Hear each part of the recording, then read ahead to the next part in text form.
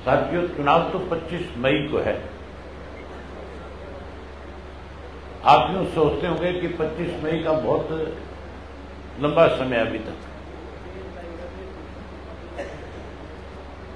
एक एक दिन जो है रोज कम होता जा रहा है। अगर हम ये सोच करके चुनाव में अपनी जिम्मेवारी को आगे नहीं बढ़ाएंगे कि आज नहीं कल कर लेंगे, कल नहीं परसों कर लेंगे, अभी समय है, तो फिर पिछले 5 वर्ष से लगातार जो आप लोगों ने मेहनत करी है, आप लोगों ने जो लोगों में एक अपना विश्वास जीतने का काम किया है, फिर उसमें कहीं कमी आ जाएगी। जो 5 वर्ष आपने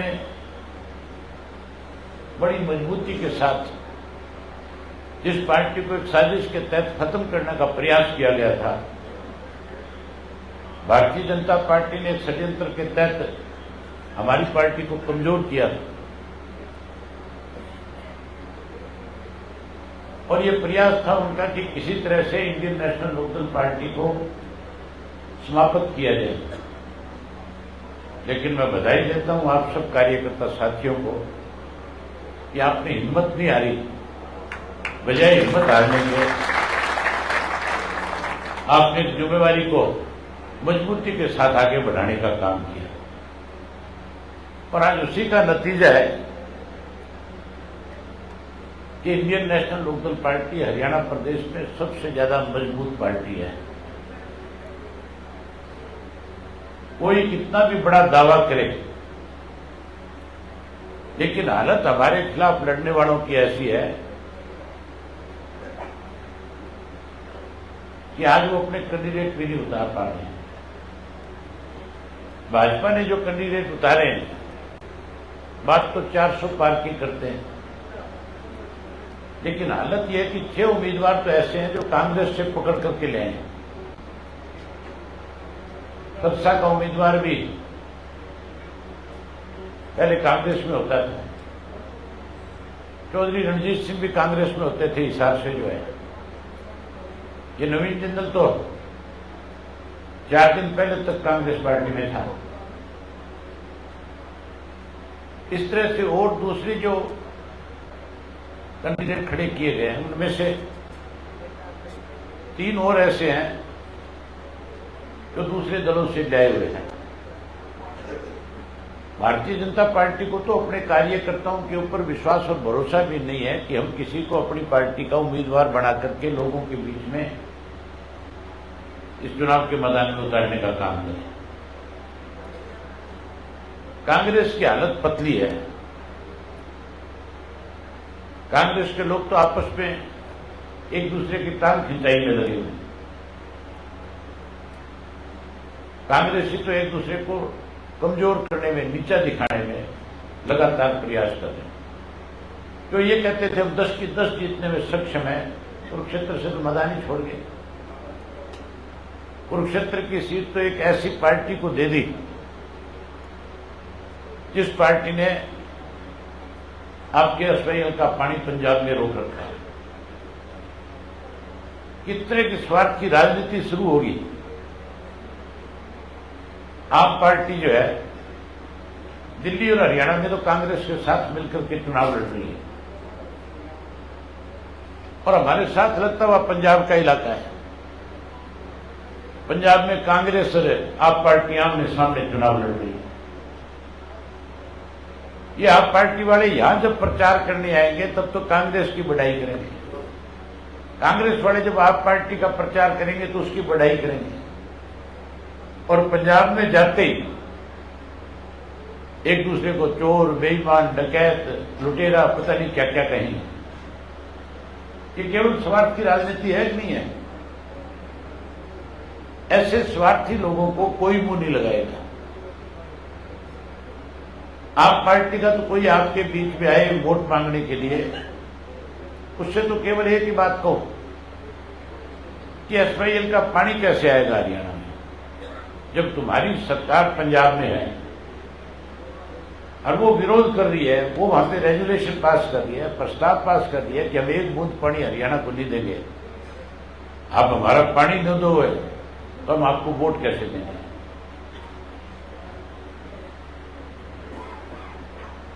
और बीजेपी का जो कैंडिडेट है वो तो 10 साल बेचारा कहीं दिखाई नहीं दिया। लोगों के मन से उतरे हुए लोग हैं। आज हर व्यक्ति की इच्छा है कि इंडियन नेशनल लोकल पार्टी को और ताकत देकर के हरियाणा प्रदेश में आने वाले समय में सरकार पार्टी की बनाई है। आपकी इच्छा है नहीं है कि आपकी सरकार प्रदेश में बने? अगर आपकी इच्छा प्रदेश में सरकार बनाने की है तो इस लोकसभा के चुनाव में बहुत काम करना पड़ेगा, बहुत मेहनत करनी पड़ेगी। आज से ही अपने अपने गांव के अंदर अपने अपने बूथ के ऊपर लड़ाई लड़ो। मैं कलायत हल्के के 30 गांव में जाकर के आया। लोगों में बहुत उत्साह है आपके प्रति। लोग मन बना चुके हैं अच्छी तरह से कि हमने हर हालत में इंडियन नेशनल लोकल पार्टी को कुरुक्षेत्र से जिताना है। मेरे खिलाफ जो वोट मांगने वाले हैं उनके पास कोई विजन नहीं है। भाजपा तो वोट मांगती है, कहती है मिशन 2047 है, मोदी की गारंटी है, 2047 में विकसित भारत बनाना है। उनसे पूछने वाला हो कि तुम मोदी की गारंटी की तो बात करते हो, ये क्यों नहीं बताते पिछले 10 साल में मोदी ने क्या किया? 10 साल में मोदी जी ने कितने वायदे पहले जो आपके साथ किए थे वो पूरे कर दिए?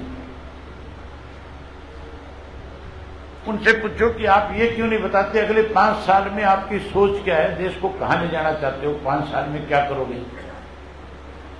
आज मैनिफेस्टो है भाजपा का, और आज बाबा साहब अम्बेडकर की जयंती भी है, उसकी भी आपको बहुत बहुत मुबारक, बहुत बहुत बधाई। बाबा साहब अम्बेडकर की जयंती पे मैनिफेस्टो तो ले आए हैं, लेकिन जो स्टैच्यू चौधरी देवीलाल ने बाबा साहब अम्बेडकर का पार्लियामेंट में लगवाया था, नई जो पार्लियामेंट बनाई है उसमें उनकी स्टैच्यू और जो उनकी तस्वीर लगी हुई थी वो हटाने का काम किया। मतलब किस तरह से दोहरा चेहरा इनका। हम तो बाबा साहब अम्बेडकर के दिखाए हुए रास्ते पर चलने वाले लोग हैं। हमने हमेशा संविधान में विश्वास व्यक्त किया है। भाजपा संविधान को खत्म करना चाहती है। आज भी हम फिर इस बात की शपथ लेकर के जाएंगे कि हम बाबा साहब के दिखाए हुए रास्ते पर चलेंगे, संविधान को और मजबूत बनाने का काम करेंगे। वहीं आज के मैनिफेस्टो के अंदर जो बातें इन्होंने लिखी है, किस तरह से सफेद झूठ बोलने का काम करते हैं। महिलाओं के बारे में कोई चर्चा नहीं है इनके मैनिफेस्टो में। जिस एमएसपी को कानून बनाने की बात करते थे उसके बारे में कोई चर्चा नहीं है कि हम एमएसपी का कानून बनाएंगे। किसान को क्या देंगे, मैनिफेस्टो में कहीं कुछ नहीं लिखा। भाषण बहुत देंगे, हम किसानों के लिए ये करेंगे, किसानों के लिए वो करेंगे, लेकिन जो मैनिफेस्टो बनाया उसमें किसान का जिक्र भी नहीं है। पढ़े लिखे नौजवान के लिए कैसे आगे बढ़ना है उसका भी जिक्र नहीं है। मतलब सिर्फ दिखावा है। ना यूथ के बारे में कुछ है, ना किसान के बारे में है, ना दलित के बारे में है, ना महिलाओं के बारे में है। इसका मतलब ये तो केवल इंडस्ट्रिस्ट को आगे बढ़ाना चाहते हैं, बाकी सबको मारना चाहते हैं, कमजोर करना चाहते हैं। इनके पास कोई विजन नहीं है। ये क्या करेंगे बता नहीं सकते। आप तो बड़े दावे के साथ कह सकते हो कि हमारी सरकार बनने के बाद, हमें लोकसभा की सीट मिलने के बाद अगली सरकार बनेगी, और सरकार बनने के बाद जो बुढ़ापा पेंशन चौधरी देवीलाल ने 100 रुपया शुरू करी थी, जो बढ़ करके 3000 होगी, हम उसको 7500 करेंगे। आप तो खुद के लोगों के बीच में ये कह सकते हो कि हमारी सरकार बनने के बाद गैस का सिलेंडर हर घर में सरकार 1 तारीख से मुफ्त में भेजना शुरू कर देगी। 1100 रुपए हर गृहिणी के खाते में, उसकी रसोई बढ़िया चले इसके भी दे देगी। आप खुल के ये कह सकते हो कि हम जो युवा है, प्रत्येक घर से एक युवा को रोजगार और नौकरी देंगे। चाहे वो लड़की पढ़ी लिखी हो, चाहे लड़का पढ़ा लिखा हो परिवार का, हम उसको रोजगार नौकरी देंगे। जिसको नौकरी नहीं मिलेगी उसको मायूस नहीं होने देंगे। उसको 21,000 रुपया बेरोजगारी भत्ता देने का काम करेंगे। हम गरीब आदमी जिसके पीले कार्ड बने हुए, जिसके इन्होंने 9 लाख से ज्यादा काट दिए, हम उस गरीब आदमी को पीला कार्ड भी बना करके देंगे, 100 गज का प्लाट भी देंगे, चौधरी देवीलाल आवास योजना के तहत पक्का मकान भी उसको बना करके।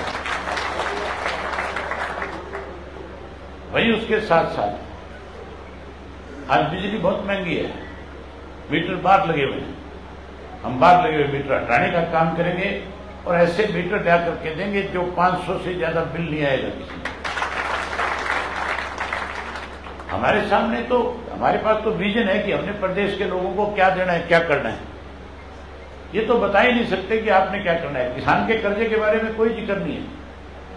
जो ओल्ड पेंशन की बात कर रहे हैं कर्मचारी, हैरानी की बात है, विधानसभा में, लोकसभा में कांग्रेस के लोग ओल्ड पेंशन को लेकर के बहुत शोर मचाते हैं। ये कहते हैं कि ओल्ड पेंशन फिर से लागू हो। उसको खत्म करने वाली कांग्रेस थी, उसको लागू करने वाली जो है ये बीजेपी है। पहले कानून इन्होंने तैयार किया था और उस कानून को पूर्ण रूप से लागू करने का काम इन्होंने किया। अब आपने खुल के कह सकते हो कि हरियाणा में सरकार बनते ही ओल्ड पेंशन पुरानी स्कीम जो है उसको लागू करने का काम किया। ये हमारा मैनिफेस्टो है, लेकिन इनके पास तो कोई विजन ही नहीं है। ये तो वोट मांगते हैं तो कहते हैं वो एक तो जो लालाजी खड़ा है यहां वाला आप पार्टी वाला, जिसको किसी ने शक्ल से भी नहीं देखा था, जो जानते भी नहीं थे, अगर अकेला बाजार में निकल जाए तो लोग सोचते हैं पता नहीं कहां से आ गया, कौन आ गया, किसका रिश्तेदार आ गया। अगर मैं कहीं बाजार में जाऊंगा तो मुझे तो 100 आदमी राम राम करने वाले मिल जाएंगे कि नहीं मिल जाएंगे। मैं तो अगर किसी गांव में जाऊंगा तो मेरी ख्याल कहीं किसी के घर के आगे बैठ जाऊंगा तो कुछ ही समय में सैकड़ों लोग इकट्ठे हो जाएंगे और मेरे से चर्चा शुरू हो जाएगी। इस सुशील गुप्ता को कहीं गांव में छोड़ दो तो गांव वाले यूं सोचते हैं किसी का मुनीम आ गया पैसे मांगने। ऐसी हालत है कि नहीं है? मैं कोई गलत नहीं कह रहा, ये सच्चाई यही है, हकीकत है कि इसका कोई वास्ता रिश्ता नहीं है असल के। ये कभी आए नहीं बेचारे। अब गांव में जाता है कहता है कि अब ऐसी मेरे वोट काटेगा। अरे तेरे वोट किसके बाप के भैया? तेरी यहां क्या रिश्तेदारी है? तेरा यहां कौन सा भाईचारा है? तू कब हरियाणा में आया? कब तेने हरियाणा के लोगों के लिए कोई लड़ाई लड़ी? कोई किसान आंदोलन था तो उसमें सबसे सक्रिय भूमिका किसी की रही तो इंडियन नेशनल लोकदल पार्टी की रही। आप पार्टी को कहीं दिखाई दी नहीं। अगर जाट आरक्षण आंदोलन का इशू था तो सबसे पहले लड़ाई लड़ने वाले में इंडियन नेशनल लोकदल पार्टी थी। अगर पीपली में किसानों पे लाठीचार्ज हो रहा था तो सबसे अग्रणी भूमिका इंडियन नेशनल लोकदल पार्टी की थी उस किसान आंदोलन को ताकत देने की। किसानों के लिए किसने इस्तीफा दिया? वो राज्यसभा का मेंबर था, एक शब्द भी कहीं नहीं बोला। अब कहता है वोट काटता है। मैं वोट थोड़ी काटने आया हूं, मैं तो इनकी रान काटने के लिए आया हूं।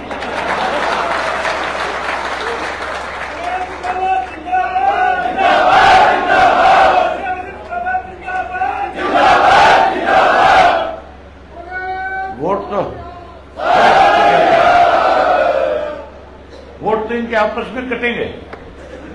ये 60,000 वाले हैं दो, है नहीं 60,000 वाले दो। और मैं जिस 6 लाख वोट वालों के साथ हूं, 6 लाख वाले को 60,000 वाले कहते हैं बोले ये वोट काटना है। ये 60,000 आपस में बटेंगे, 30-30, 32-32 ले लेंगे। मैं तो लाखों वोटों को लेकर के लोकसभा में जाऊंगा।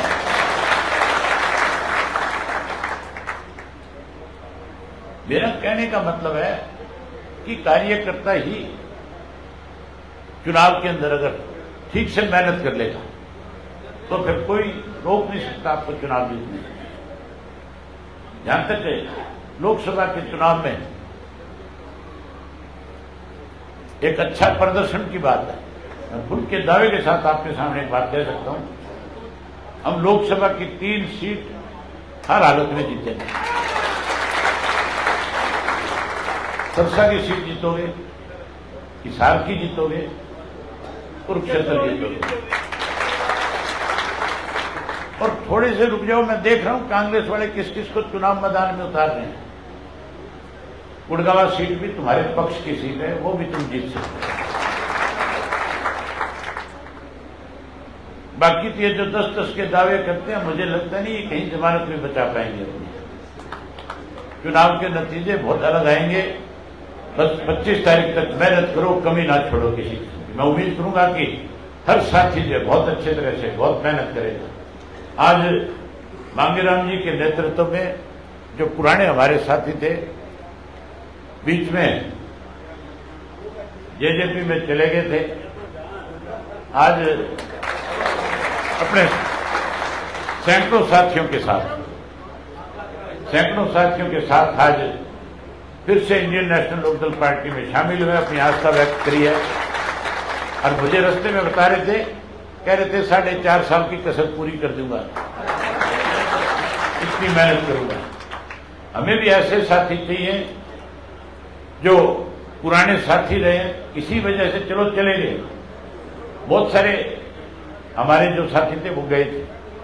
आप सब साथियों से मेरा एक निवेदन है, उनसे भी आपको सबका मन है, क्योंकि इनके नेताओं के असली चेहरे जो सामने आ चुके हैं। हाँ, जो साथी हमें छोड़ करके गए थे किसी गलतफहमी की वजह से, वो सारे आपके साथ आना चाहते हैं, क्योंकि इनके नेताओं की पोल खुल गई। इनके पता लग गया कि ये 4.5 वर्ष से किस तरह से इस प्रदेश को इन्होंने लूटने का काम किया है। इसलिए मैं आपसे उम्मीद करूंगा कि आप उन सब साथियों को भी लेकर के आओ। सारे आने को तैयार हैं, जाकर के एक बार उनसे कहो आओ, मिलकर के फिर आगे बढ़ते हैं। हर हालत में आगे बढ़ जाएंगे।